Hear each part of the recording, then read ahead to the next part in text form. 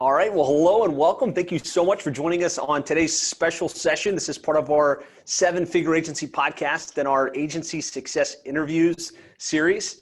We're interviewing highly successful digital marketing agencies from across the country on how they're growing and scaling their businesses.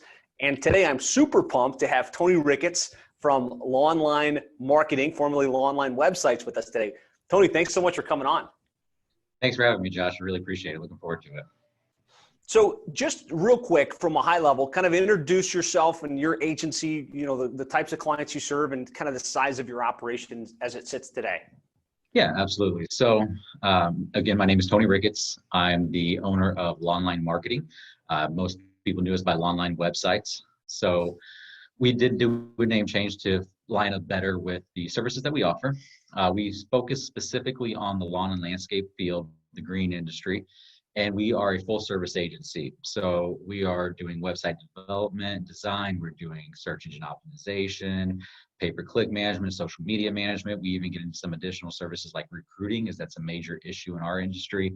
So we are a full service agency and we operate like that. We don't offer one-off services. When somebody comes with us, they are forced to do all of our full service programs. So you can't just buy a website from us. You have to do everything all together because it all works together to get the best result.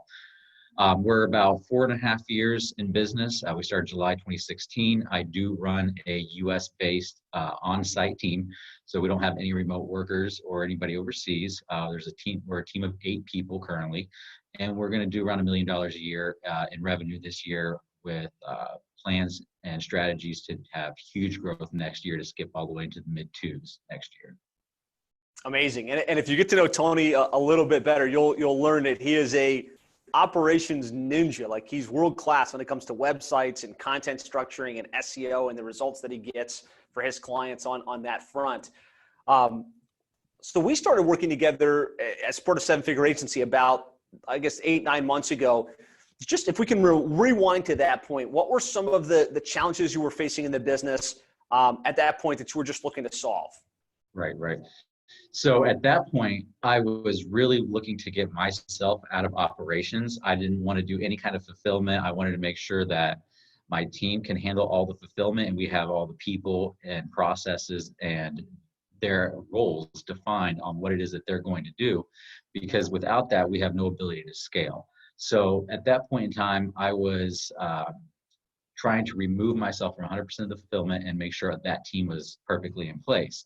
The other thing that I was struggling with was building my monthly recurring revenue. And that's really where I want to throw kudos to you, Josh, because when I first started with you, I had about half of my revenue in projects. And by projects, I mean one-time website builds. People who are just going to pay us once, a couple $1,000s to build the website, and that's it, which accounted for $30,000, $40,000 a month of our revenue. It was a big chunk. And we were only around $35,000 a month in recurring revenue at that point in time. And since we've more than doubled our recurring revenue since February, we cut off all of our project work, so we're no longer doing that. And I tell you, life has been so much better when we got rid of that project work. So those were the two things: removing myself from fulfillment operations and getting away from project work and focusing on full service MRR. Excellent. And I know that was a little bit of a struggle because it was such a big amount of revenue you got from the web design stuff. How has that impacted your business? Like, how are things better now that you're more recurring revenue based as opposed to so heavy on that other side? Right. Yep. The biggest thing is staffing. So you've got to have the right people in the right places. And when you're doing so much project work, that's not consistent work. That's work that you have to go out and resell every single month, and you have to staff accordingly for it. Well, especially in my industry where it's very seasonal based, where there's parts of the year where people are building their websites more often than others. That means that I ran into serious staffing issues in those times of the year when I was understaffed to be able to do those projects.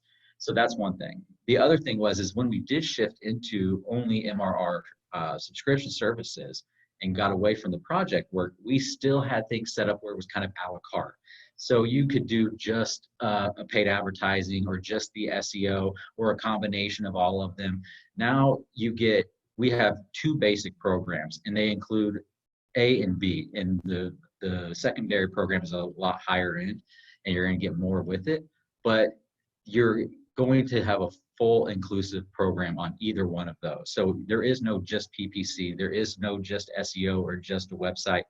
That allows us to systemize things and put processes in place that every customer is going through the same path every month, and the results work really, really well. So both operationally and results for the customer. That's awesome. And so, like, as you're listening to this, you hear Tony, he's doing $1 million in landscape, company business, which you'd often think, man, how could you do that much in that one space? And he's poised to go to 2 million. And I have no doubt that he's going to do it over the next 12 to 15 months. How did you wind up in the landscape niche? I'm just curious. Everyone likes to know kind of the genesis story of this. Right, absolutely. So I'll back it all the way up and give you my whole story here of my progress. So it actually started for me when I was a kid, about 10 years old. My father was a web developer, taught me how to build websites in the mid-90s, and I fell in love with it. I was a code monkey all the way through high school, but I never really looked at it as a career option. So after high school, I joined a landscaping crew, and I worked on a landscaping crew for over 2 years in South Florida. And if you've ever been in South Florida and spent 8 hours out there in that sun working, it's extremely hot. So I decided that this isn't going to be for me. And after 2 years, I was like, well, maybe I can do something with this skill that I have for coding. And that's when I decided to go back to college, got a degree so I could have a formal degree in that particular skill. Worked in marketing agencies and web development firms, did all of that. And then I decided to start my own generalist agency in Tampa, Florida, back in May of 2007.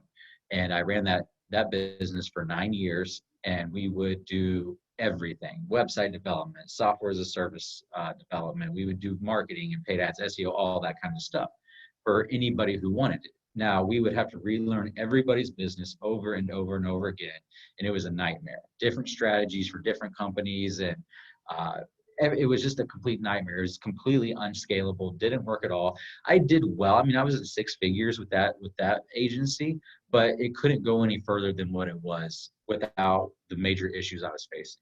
So that's when I decided that this has to be more, call it productized, but something that could be easily scaled and resold in a way that's easy to digest for the end consumer in this market. So I looked how I found a niche. I knew I needed to choose a niche. So how I landed on lawn and landscapes were 2 ways. One, I already knew the industry because I worked in the industry. I had done a website in the past for the landscape company I worked for when I was just out of high school. And the other way that I found it was we did research. We went and looked at various different industries.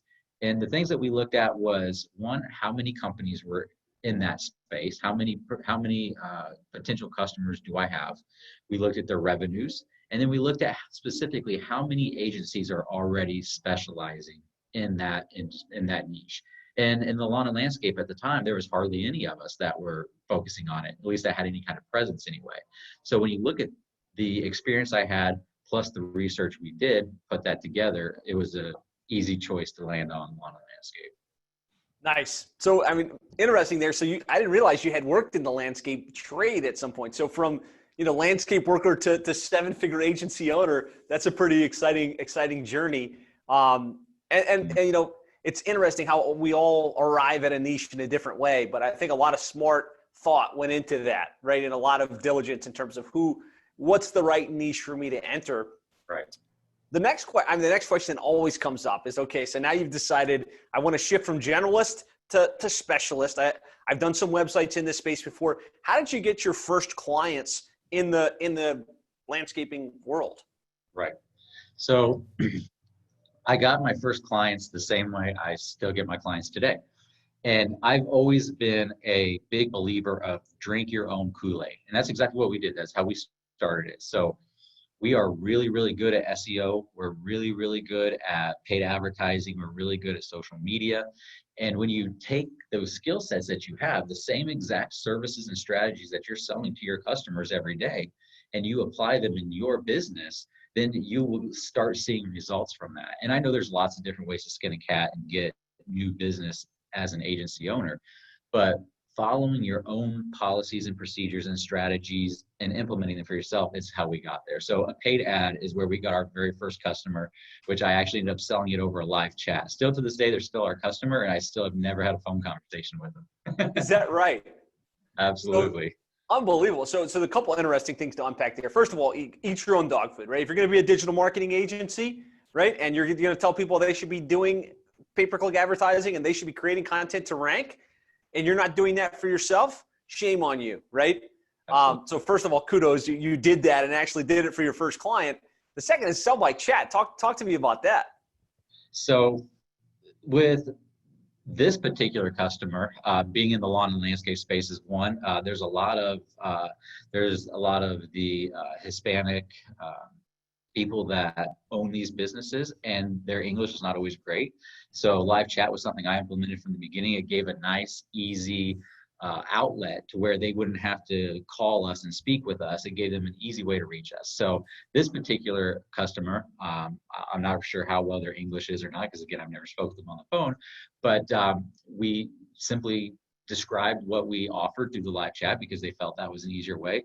And we made the sale all the way through live chat, including collecting the credit card number and everything. So wild. It was really wild. Now that's how we got our first customers, and we still get a lot of our customers that way today. The other big thing was the trade shows. Trade shows is how we landed all of our, I wouldn't say all of our best clients, but a big portion of our best clients have come from trade shows.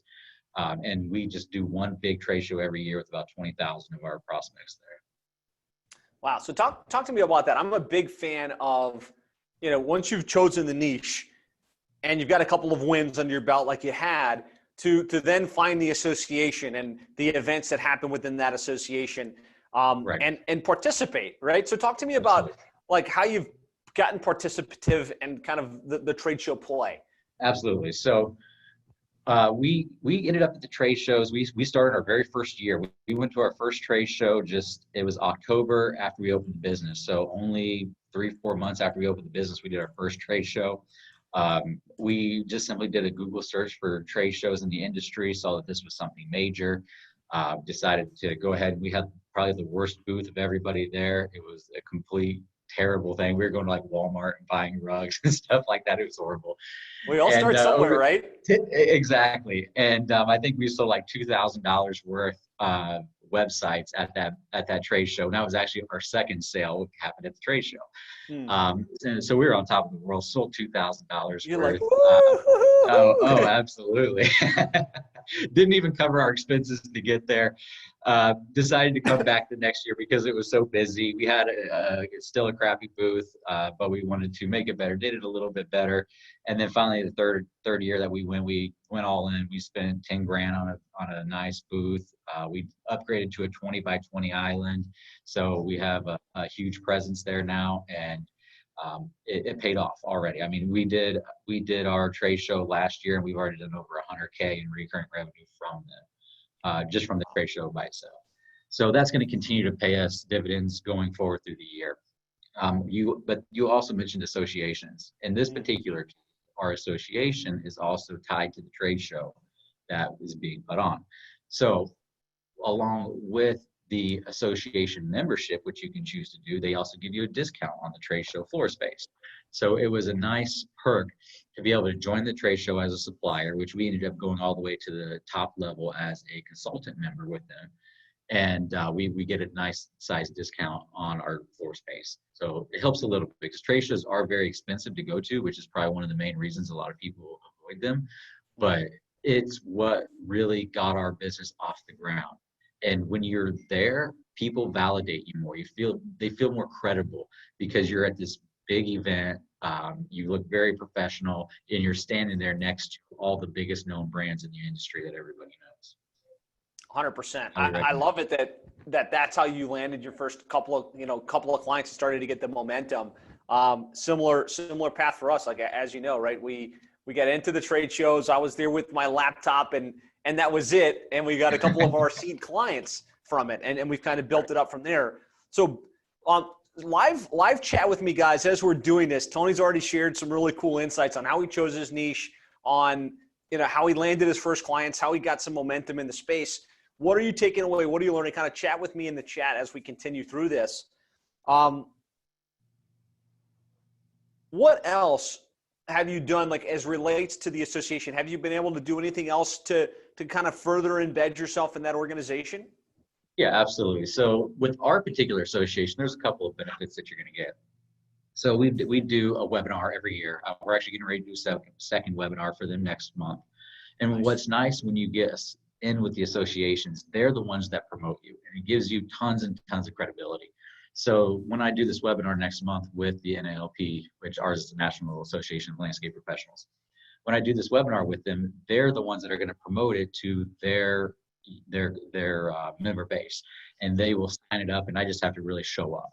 And give them the good info. So that's one of the major benefits. The discount on the floor space, other speaking opportunities, the ability to have your content published on their website, and then they run a magazine also to have your content published in their magazine. So those are a couple of the benefits that come along with it. Another major benefit that comes along with it is going to be you get the list of all the members. So with our association anyways, they send us an Excel file, and inside that Excel file, we have the list of all the companies, when they started, how many employees they have, how many trucks they have, what services specifically do they offer, where are they located at, who is the contact person within that company. So they give us all that. The only thing they don't give us is their email address, but we get their phone number, their physical address, which is what we're going to be building a list of target people off of this year. And we'll be doing a lot of direct mails, gift baskets, things like that to really put ourselves in front of the other members that we have that contact information for. That's awesome. I think this is one of the most overlooked strategies, right? We all think, okay, now I'm in the niche, I'm going to start cold blasting everybody, but you've got a bad list. And if you've got bad data and you're sending out hundreds of emails, it still isn't going to connect. Like one of my favorite plays, exactly what Tony's talking about here, chose the niche, got involved in the association, got the list of members, didn't have everything, right? But at least now he can go to the events and be real face-to-face with folks. And he's got data that he can reach out. And the other thing you said there that I think is extremely valuable is it's not just about joining the association and getting the logo to say, oh, we're affiliate members of this, or we're, I think you said, consulting partners of this organization. Right. There's other benefits. If they let you do a webinar, do the webinar, right? Show up, add value. That's going to create more awareness in the space. You're going to get the list. That's great. Now you can reach out to them, send them a copy of your book, or send them some useful resources. But if they let you publish on the site, now you can publish, and that's going to be a good link back to your website. So look at all of the benefits of being an affiliate partner or whatever it is in your particular niche, and implement it to the fullest, like Tony did. This is awesome. Thank you so much for sharing. Oh, yeah. Absolutely. And I'm not even using it to the fullest. There's a lot more I could be doing with it myself. It's not even about, don't think you have to do everything 100%. Take all the strategies that you know and learn and implement 10% of them, 20% of them, and work your way up to doing more and more. Don't think you have to just jump right in and go 100% right from day one. Yeah, so Love Deep's asking, what's been your experience with cold outreach? I think you kind of bypassed it, but yeah, tell the story. Yeah, so the cold outreach that we've done. So when we first got that list from the NALP that I was just talking about, I actually did have some people do some cold calling, and we got some customers from it. And we used a very specific script, and part of that script was that we are so-and-so, and we are consultant members with the National Association of Landscape Professionals, the NALP. And knowing that these people are associated with NALP, that gave us common ground. See, when you do cold outreach, to me, where we found the most success is when we found common ground with them first.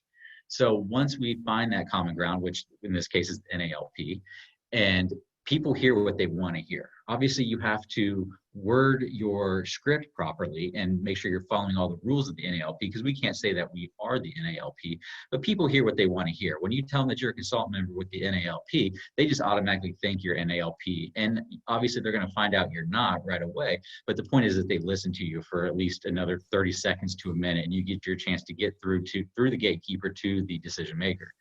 So we did that, and we got a couple of great clients from there, even still monthly SEO and advertising counts that we have still to this day. So we ended up getting a lot of good customers there. I would say that's the extent of like cold outreach. We never did any cold emailing. We never did any email blasts, a little bit of cold calling, and that was it. But what I quickly found out is we brought, I think, 3 accounts on from cold calling, which over time generated a whole bunch of revenue for us over a couple of years. But the time that was spent there was not as valuable as the time we spent in our own marketing and SEO to generate much better results. Powerful shares and insights. What's up, Jonathan? What's up, Love Deep? Great question there. Chris asks a question that I think comes up often, and that's when you join the association, don't they think that you're a marketing agency? You're just there to spam. I think it's important that there's a distinction. You're not going to be able to join the plumbing association or the landscape association as a landscaper. You're joining as a in his case, a consulting partner. In our case, it was an affiliate member. Like, they have different classifications for people that join the association to sell to the members than people that are just there as actual members. So yeah, I mean, you have full permission with that to approach it in that way. You do. And to add to that, Josh, you're very right. They're going to look at you like a marketing agency. You're trying to sell them something. And that's how everybody, whether it's the agency, the guy you're calling on a cold call, or whatever it may be, that's the way people look at marketing companies. They look at us like plumbers. We're going to do whatever we can to get that sale. But what's more important is that you focus on the education aspect. You don't come out of the gate trying to sell people stuff. You first establish yourself as the expert through content, through webinars, through magazine articles, or any other types of sponsorships that you can do. Buy a paid ad and get your banner on the side of their website. That in itself will give you additional credibility. And once you've established that credibility as an expert in the space, then you can sell them something. And in that case, you really don't even have to reach out to them. They come to you. Yeah, powerful. And I think the most important thing he said there was the ability to draft on affinity, right? Because you joined the association, because you're an affiliate partner, you're not just blind reaching out. You're reaching out and saying, I'm reaching out because we're affiliate partners of this organization that you're a member of, right? And it just changes the dynamic, and it gives you like an implied permission to reach out and have a conversation, as long as you're doing it in a way that adds value. Yep. Awesome. So that's kind of how you got to the place you're at today. You mentioned the goal is to go 2 million over the next 12 to 24 months. Can you talk a little bit about what you're doing to accelerate the growth at that level in terms of new client acquisition?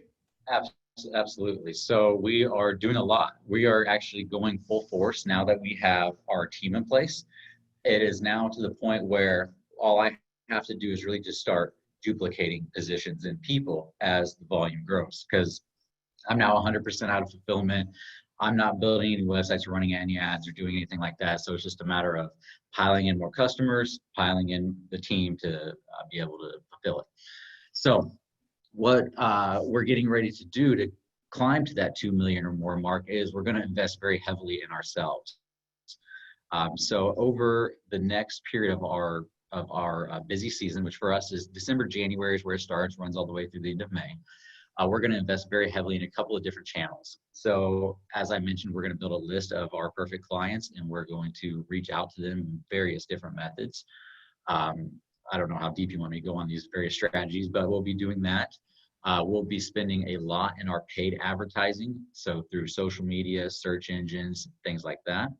We are working on some joint ventures right now with some people through the industry, some other organizations, some of the software vendors, consultants, things like that. Again, we're not selling to those people, we're generating content with those people. We're going to educate with those people. So when we work with the software companies or the consultants and we collaborate on topics that people are interested in, then that in itself sells people. So we're going to be creating a lot of content like that, video, a lot of podcasts, just like what me and Josh are doing here.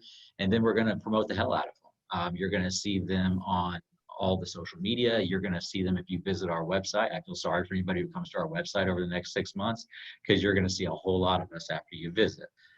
We're going to be doing direct mail pieces, and not just direct mail like printed mail. We're going to be doing things like mailing USBs. We're going to be sending out $50 gift baskets to cold outreach people that will be able to get their attention. And yes, it's going to be very expensive and there's going to be a cost to it, but I'm also not trying to add $50,000 or $100,000 a year to our revenue. I'm trying to add $1.5 million or more to our revenue this upcoming year. So it's going to take drastic measures. So those are a couple of the things that we're going to be doing. We also have a new website coming out. We're getting ready to launch that in a couple of weeks. Our own content outside of the JVs. So we're going to start doing content once a week at a minimum. So those are just a couple of the items that we're going to use to take us from where we are now to another $1.5 million in revenue this year. Crushing, and I have no doubt that you'll hit that target, or at least get pretty close to it, man, because you're doing great stuff. So let's talk a little bit about how you bridge that gap, because this is a problem that, a lot of agencies, when they get to that mid six-figure level, they're the one doing the selling, they're the one doing the marketing, and because they know how to do the websites and the SEO and the pay-per-click and are really good at it like you are, it's hard to separate yourself from that. So let's talk about how you kind of made that progression from not having to do it all yourself to having the team in place so you can focus on growing the business. Right. Well, I think there's really two ways you have to look at this, Josh. One is, what kind of owner are you? Are you an owner that comes from understanding this industry? Are you a tech nerd like I am? Or are you a business owner that doesn't really understand the technology and the under the hood stuff? So if you're the latter one and you're more of the business person and don't really have a good grasp on the technology end of it, then look for great white label partners. That's going to help you immediately. You're going to be hiring people like account managers and people like that are not as expensive, not specialized, and you're going to be able to scale much more quickly at that level. Now, if you're like I am and you were a code monkey and a tech nerd, then what you can do is you have to hire. I started with specialists. So I went backwards. A lot of people who grow an agency, their first hire is an account manager. An account manager was actually one of my last hires. So when I started the agency, I was a coder, as you know, and I did my own ads, everything, very, very deep into it, very deep knowledge set there. So I hired a senior level web developer. I hired a senior level paid advertising and SEO guy. I hired senior level content writers, and they're expensive. You got to pay a lot of money for them. I mean, far more than you would any account manager. And when you look at your revenue for being a mid six figure, say you're 300, 500, 600,000 a year in revenue, you may look at it like, I can't afford this person. In fact, I had a call earlier this week with another member that was in that exact scenario. He was spending so much time in his own paid ads, and his response was, I can't afford to pay somebody that. And my answer to him was, well, how many hours are you spending in your paid campaigns? And he said, about 20 hours a week. So if you took that 20 hours a week and freed up 80 hours every month and gave it to somebody else, a senior level that you don't really have to spend that much time training, that can just take that off your plate, what kind of sales are you going to be able to generate? And you should be able to replace that person's revenue. I think 60 to 90 days is a long span. You should be able to do that in 30 days if you got that kind of free time up. So the team is critical. You have to have the right people, but what's also important is you can't hire somebody who's not a senior and expect them to take something off of your plate like that.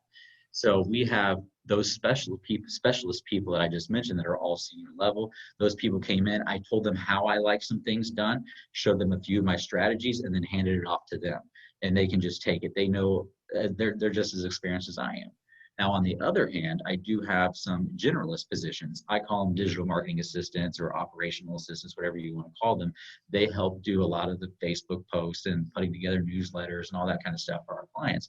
Those people don't have to be specialists. They can be more of your generalists that you don't have to pay an arm and a leg for every year to have, and you can train them up to be exactly as you want them. And that's where I got my digital marketing assistant. That's where I got my account manager and those positions. So the moral of my story here is I started as an engineer myself with the senior level specialist that cost me a ton of money, and then worked down to the more generalist positions after that. Great stuff. So, I mean, for those of you that are at that place, so you're like mid, six figures and more, and you're thinking about, do I try and continue to do this myself, or do I start to build a team? Really, the choice is stay where you're at, right, and call it a day, or you have to build the team if you're going to continue to grow and scale. I think he just gave you some great insights on how to do that. What's up, Jimmy? What's up, Jonathan? Great to have you here. And I think also, Josh, if I can add one more thing to that, be patient. That's the biggest thing with your specialists that you're going to pay a lot of money for. Each of those specialists took me 6 months to fill those positions. It takes a while. Don't take the first one that comes in, and make sure that you know how to interview them. Make sure you know what questions to ask them. If you can't properly vet a PPC specialist, then you're better off white labeling it, because you're not going to understand what they're talking about and be able to properly vet them. Yeah, great point. Hire slow, right? Do your due diligence, find the right person, and fire fast when you need to. Like that's a I live by that for sure. Okay, so we've talked about how to land the clients. We've talked about kind of how you've morphed your organization in order to free yourself up a little bit so you can continue to focus on growth. Talk us through a little bit about what the deliverable looks like for your clients. Like, what is it that you do, and kind of how do you charge for that type of stuff? Yeah, absolutely. So as I mentioned at the beginning of the interview here, we are full service. So you can't come to us and just buy a website. So we do have a paid ads only program, and I'm even considering phasing that out. We did it for the lower end entry level people, and we've got maybe 5 or 6 accounts on it. But we'll determine whether we keep that or not. But that's the first entry level. It's $1,000 a month, search or social paid ads. And what that includes is us setting up the campaigns, running them for you, setting up landing pages. We won't use your own website. And if you don't have one of our websites, we'll build you a landing page website where that's all it really is. So they can then also add on search or social. So let's say, for example, they start at $1,000 a month for search ads. They can add on social ads for $500 more a month. So that's a total of $1,500 a month. With that program, your ad spend has to be equal to 1 month of our fee. So if they're on a $1,000 a month paid ad program for search, then they need to put at least $1,000 a month on their budget to go to Google, Microsoft, or wherever we're running those. If they're doing $1,500, then it has to be $1,500 ad spend for the search and social. However, our main programs are our second and third programs. Our second program is going to be SEO, paid ads, and a website. So the website is free. We used to charge a separate setup fee for that, but decided to get rid of that. Now, we do build them a standard 12-page website, 4 service pages, 8 regular standard pages, and we'll build it out over time. So we have higher content in our ongoing marketing programs. So on our second program, it's a $3,000 a month program, and that's going to include your website build. That's going to get you 4 content pieces every month, so about 1 content piece a week. So as you can imagine, we can scale that website very quickly, but we do it over time to avoid the huge setup piece. We're going to handle their citation for them. Now, we do manual citations. We don't use Yext or the Bright Local or the other options that are out there. We actually manually create them ourselves. I have a whole strategy behind that. We do review building for our customers and help them get their online reviews. We have a great strategy for that. With each of their content that we create, we're going to promote that to their Google My Business. We're going to promote it on their social media, set up paid ads on it for their social media. Depending on the piece, we'll remarket that back to certain people. We're also going to be doing monthly upsell emails for you. So in our business, lots of companies are failing because they're not upselling the way they should be.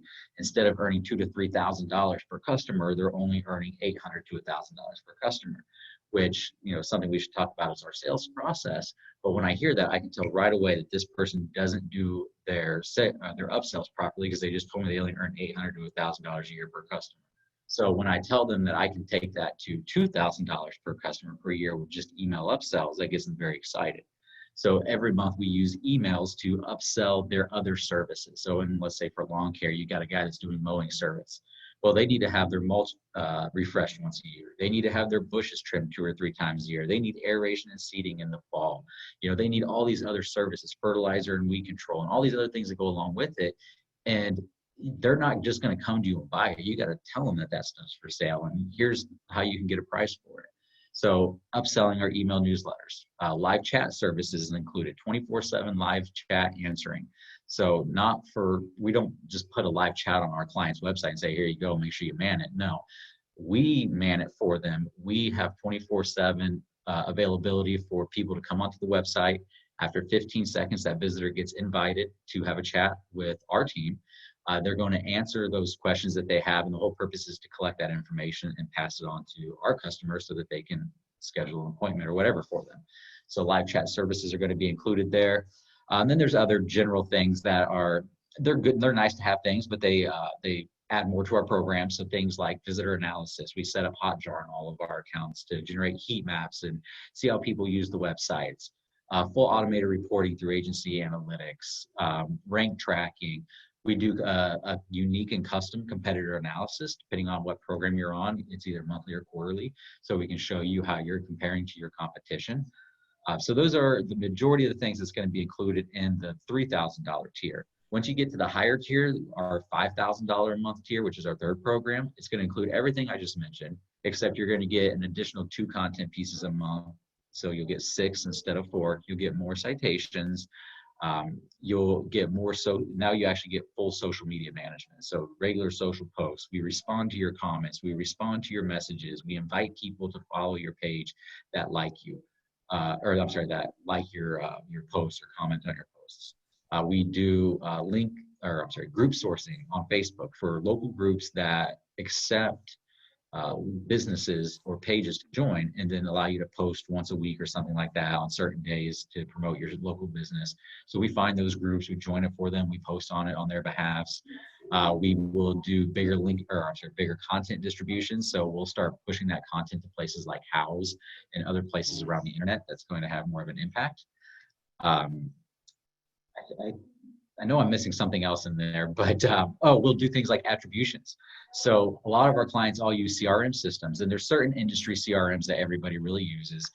And one thing that we will do is we will go back in their CRM system and attribute those leads to their original sources. Our customers love that on that higher end, and a lot of them find that that in itself is worth the additional $2,000 a month, because when you generate several hundred or even thousands of leads per month, and somebody that's not on their team is going to go through there to all their customers and say, this customer came from Facebook, this customer came from Google Ads, this one came from Google LSA, this one was organic.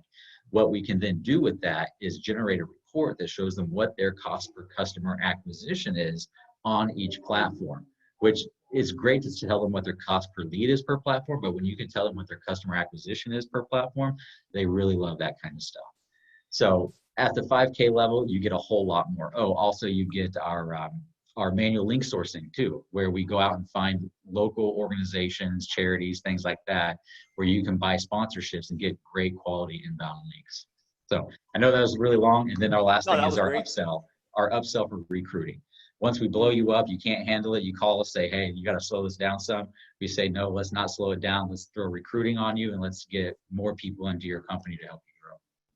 I think that right there is a super powerful insight, right? If you think about most of us in home services, especially, and probably in any vertical, you get really good at generating the leads for the clients and growing the client base. But if inevitably they get to a place where they're tapped out, hey, we can't take any more jobs, or we can't take any more patients, or whatever it is. If you can solve that problem for them, they will pay you an incremental, right?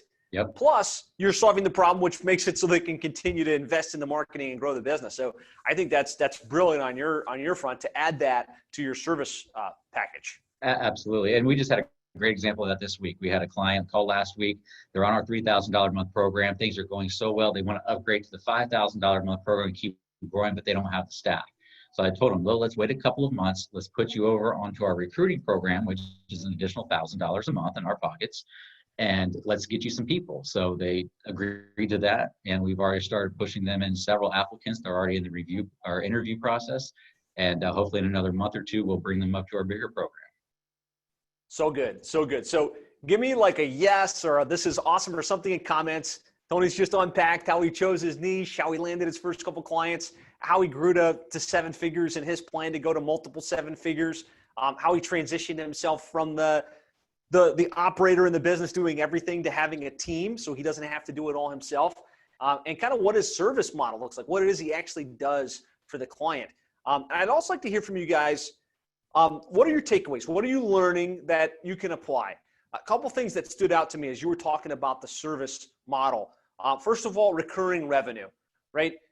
Tony's moved from doing one-off projects to charging a monthly recurring fee, and it's greater than $1,000 per month, right? His cheapest thing is $1,000 per month, and he's in landscaping, right? Lawn and landscaping, your immediate thought when you look at verticals on the horizon, that's a lower ticket. Like landscape companies aren't going to spend more than 500.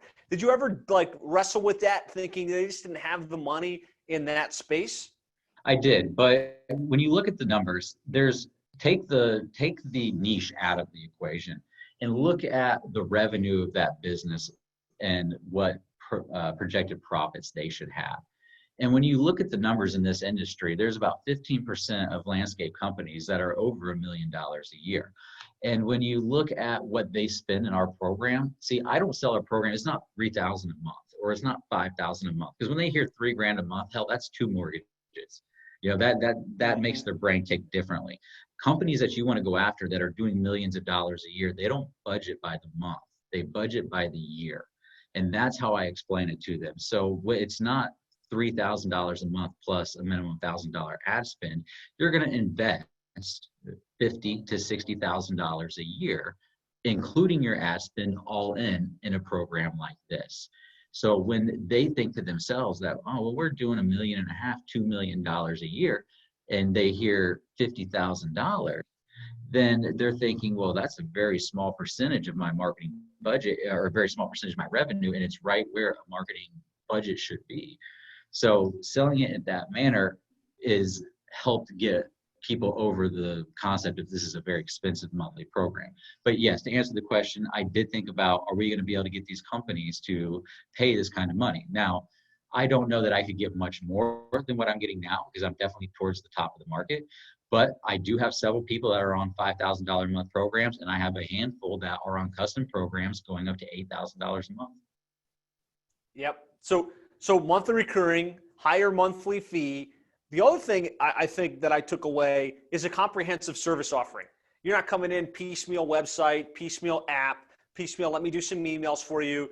You looked at the industry as a whole and you said, what can I do to really help these guys grow, to solve their problems, and to take their business to the next level? And you're coming to the market with a comprehensive approach as opposed to just one-off, random things. Exactly.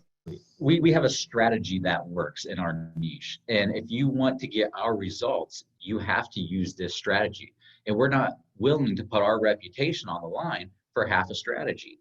So if you want the results that we're known for, you have to do these things. And they'll say, well, I don't want you to do our email newsletters. And in those cases, we'll tell them, okay, we won't do them, but you're still going to pay for them.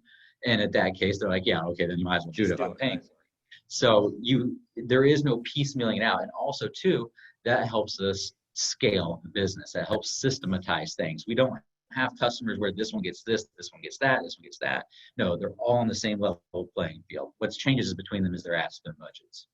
Yeah. So a couple of questions in here. One that I think is relevant is, are you having them sign a long-term contract, short-term contract, month to month? How do you structure it in your world? Yeah. So they all sign a 12-month agreement, and recruiting is a 3-month agreement.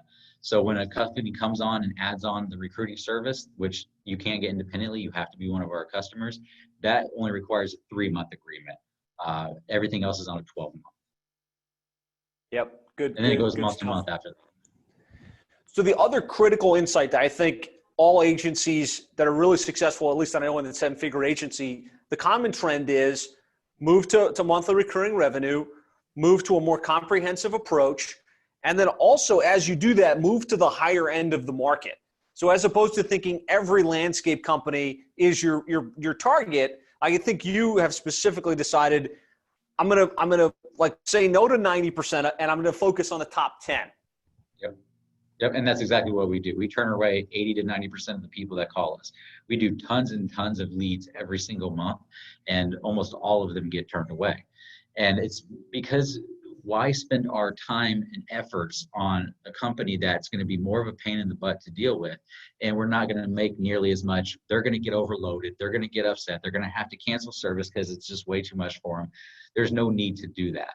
But you have to know how to sell to those people. You can't come in as a greenie or a new person into the industry and know nothing about it and try to sell to these people and try and get them to spend $50,000 to $100,000 a year with you. You've got to know their business and understand it, which is one of the key ways I actually sell. Selling, even if they are in inbound sales, is much like the cold calling. You have to establish that common ground. And I explain their business to them. So one of the tricks I love to do is I will ask them, how many crews are you running? And based on the services they offer, I will tell them how many customers they have based on that answer. And when I tell them that, that breaks down that entire wall. Now this guy obviously understands my business, because he knows that if I'm running one crew on a fert and weed, that I only probably have less than 300 customers, which, knowing that information in your niche allows you to connect with those people and better communicate with them and sell to them. 100%. Yeah. Great insights there. Jimmy Nicholas is on with us, runs a really successful agency that, multiple seven figures. Is, yes, love the high end of the market. And he loves the insights you're sharing here today too. Oh yeah, absolutely. And he's not wrong. He definitely go towards the upper end. And a lot of people have struggled with turning away business. That's one things I've had to learn is how to say no to people. And when people come, you can't feel bad for them. You can't bend your rules because of it. You have to know that not every phone call is going to be a sale. Right. It's not a fit. And do you pre-screen it all on your end, or have you started doing any pre-screening based on size, revenue? A little bit. So on our website, you'll see some pricing stuff buried in there, talking about that we typically work with these types of companies. We did add in our new website, how many employees do you have and things like that.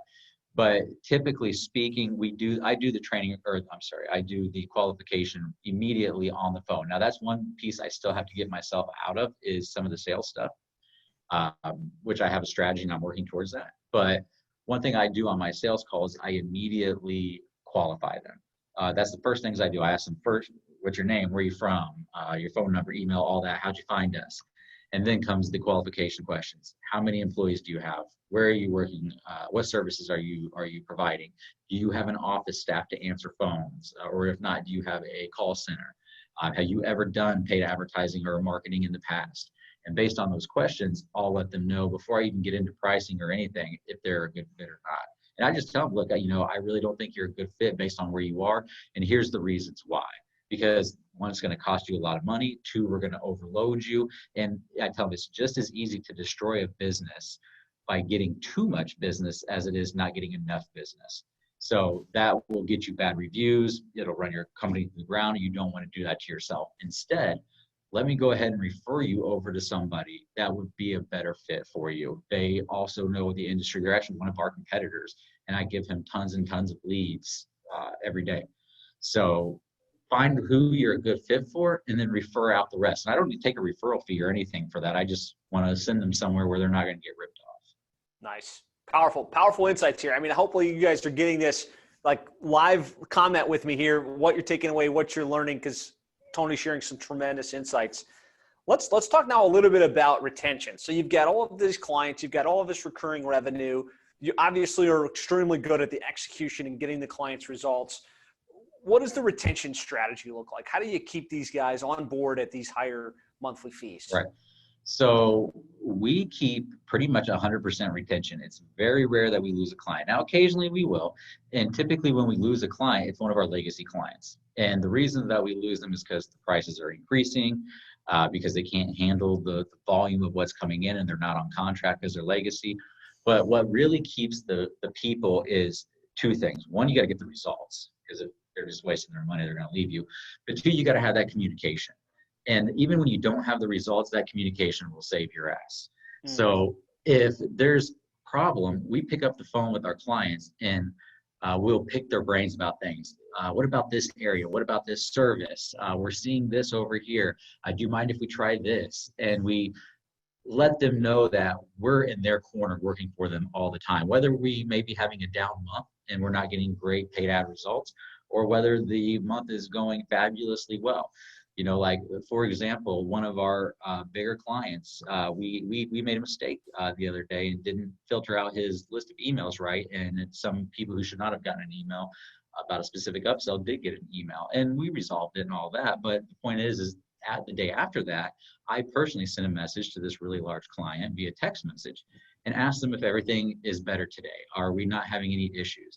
And when you follow up with them and give them that kind of communication, whether things are going well or not, they appreciate you, and you create that that bond with them.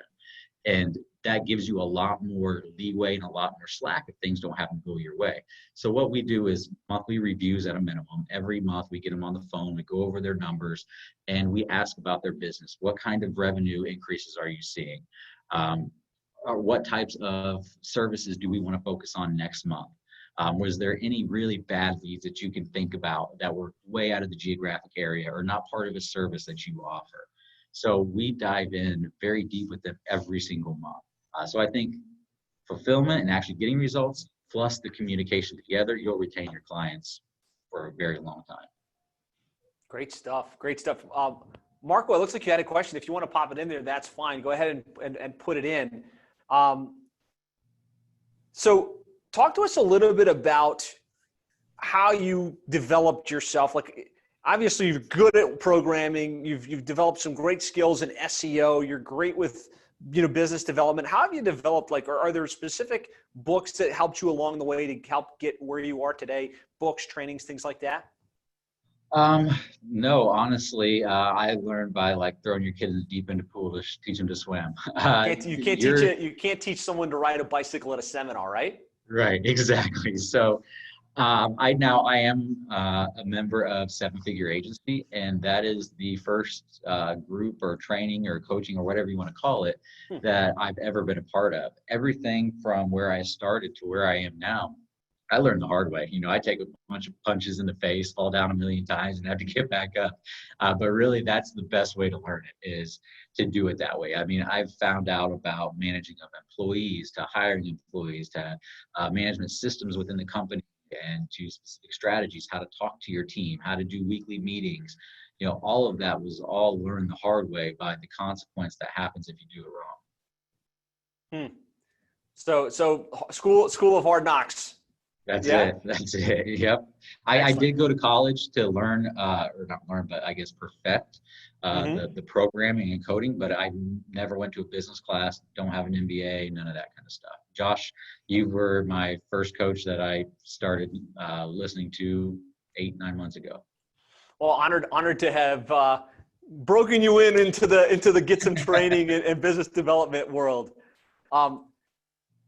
Monica's asking, for a new agency owner, how many hours do you suggest you put in on a daily basis? So as a new agency owner, I would suggest as many as you possibly can.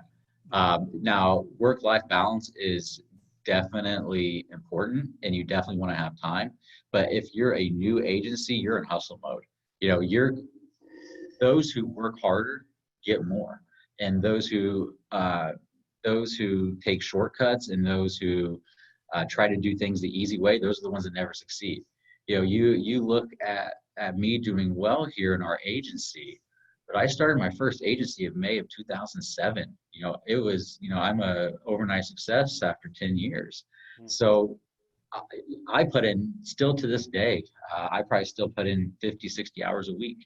But it's not on building websites. It's not on paid ads. It's on how can I improve this process in my company? How can I reach this specific JV? That's what I focus on. So I would say at least 50, 60 hours a week minimum is what you should be putting in your business at this current state. Now, as you grow, I'm a hustler. I'll never be able to stop. But if somebody was in my position, then they could probably cut it back to 40 hours a week, or maybe even 30 hours a week. Take a day, a week off during the day, things like that. But I'm a machine. I just keep going and going. So the answer is more than you probably think, right? Put as much effort into this as you can early on in the agency. Think of it like an airplane trying to get off the runway, right? At the beginning, that airplane's putting out tremendous effort to get off, and of course, once it's off the ground, you can count on the power of lift to keep you going, and you can throttle it back a little bit. I thought that was a great answer. Danny's asking with an I, how would you go about getting your first client as a beginner? Like if you were starting from scratch. Right. So as a beginner, I'm sure you guys have all heard the term fake it till you make it, right? So one, set up the things that you have control over. So make sure your website looks good. Make sure your own marketing materials look good. Nobody wants to hire a marketing company where their own marketing looks like crap. So one, make sure that you have your your service offerings, you have your own marketing materials, all that stuff in place. And then I would do what I did. I would run some ads. Paid ads are going to get you instant results. You're going to pay for them, don't get me wrong. But just like you do with your clients, I would say your first month, if you're the provider, so you don't have to pay another agency $500 or $1,000 a month to run them for you, take $1,000 of your own money, and we would pay, when we run paid ads, around $200 per quality lead. All right, that's a big thing to think about. See, on Facebook, I pay $10 a lead. And you would think, oh, wow, well, then let's go to Facebook and let's pull our money there. Not at all. I would much rather have those $200 leads from Google any day of the week than I would the $10 leads from Facebook. I don't even know if I ever even closed one single lead from Facebook. So I would run Google ads, and I would be very specific on your keywords. So whatever your niche may be. In my case, landscaping SEO, landscaping marketing. Stay away from the website keyword, unless you, for whatever reason, you're focusing on projects, which you shouldn't be. But if you are, then do websites. But websites, that keyword tends to show people who want a one-time service. So make sure that you're bidding on keywords like your niche SEO, your niche marketing, your niche advertising, niche lead generation. All of those types of things will get you your better quality customers, but you're going to be paying $200 plus per lead for it. So be prepared for that. Yep. So, there's a bunch of questions in here on some foundational stuff, like how did you choose your niche? How did you put together your pricing and packaging? All of that. I don't want to spend another 45 minutes on that. He explained it at the beginning. If you haven't read the book, The 7-Figure Agency Roadmap, that book lays the foundation, right? Choose a niche. You should be in one niche. Somebody's asking, should we be in? Yes, choose one niche, put together a program, position yourself, go out and land clients. The 7-Figure Agency Roadmap, it's free. If you want to grab a copy, 7-Figure Agency Roadmap, 7figureagency.com/book. Tony, this has been phenomenal, man. Congratulations on growing to 7 figures. Congratulations on the plan to go to the next level quick. What would you say to that agency owner that, let's say specifically the agency owner that's at like mid 6 figures, right? They're at that level, they're grinding, they're trying to figure out how to go to the next level. What would be like 1 or 2 tips you'd say to that guy or gal that's looking to take things to the next level? Do a time study. That would be the number one thing. Keep track of every minute of your day and see what you're spending your time on, because what you're going to find is you're doing a lot of stuff that you can give to somebody else.